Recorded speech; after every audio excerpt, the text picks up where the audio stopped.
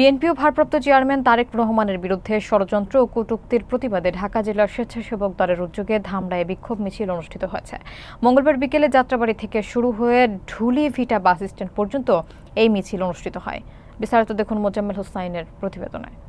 বিক্ষোভ মিছিলে নেতৃত্ব দেন ঢাকা জেলা স্বেচ্ছাসেবক দলের আহ্বায়ক নাজমুল হাসান ওফি এবং সদস্য সচিব আসাদুজ্জামান খান মোহন। প্রধান অতিথি হিসেবে উপস্থিত ছিলেন কেন্দ্রীয় স্বেচ্ছাসেবক দলের সহ সাধারণ সম্পাদক রাসেল খান। এছাড়াও মিছিলে অংশ নেন আশুলিয়া থানার স্বেচ্ছাসেবক দলের আহ্বায়ক জিল্লুর রহমান, সদস্য সচিব আব্দুল হামিদ খান, যুগ্ম আহ্বায়ক শফিকুল ইসলাম শফিক সহ সাভার থানা, সাভার পৌর, ধামরাই উপজেলা এবং পৌর স্বেচ্ছাসেবক দলের বিভিন্ন স্তরের নেতাকর্মীরা। নাজমুল হাসান ওফি বলেন, বাংলাদেশের স্বাধীনতা এবং গণতন্ত্র রক্ষায় স্বেচ্ছাসেবক দল অতন্ত্র প্রহরীর মতো দায়িত্ব পালন করবে। তারেক রহমানকে নিয়ে কোনো কটূক্তি মেনে নেওয়া হবে না। তিনি সব ষড়যন্ত্র মোকাবেলায় দলীয় প্রস্তুতির কথা জানান।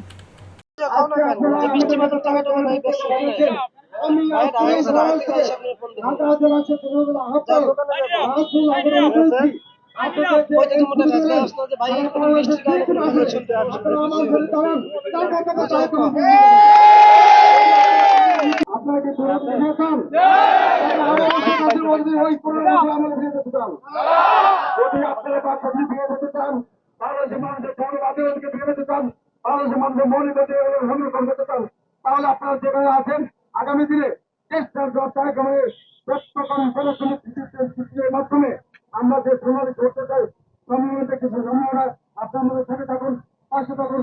আগামী দিনে প্রণালীকে রক্ষা করার জন্য যে কোনো লড়াই সংগ্রামে যে কোনো ষড়যন্ত্র করতে যে কোনো আন্দোলনে আপনার পাশে আচরণ করতে চলে এখানে আমাদের